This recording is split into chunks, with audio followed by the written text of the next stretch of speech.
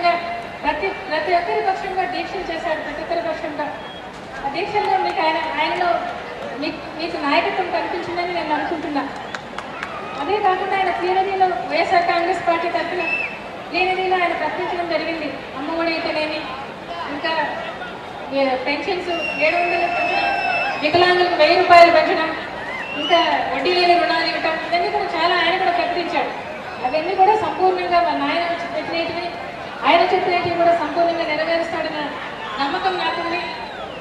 మీకు చేస్తాడని కూడా మీకు సభాముఖంగా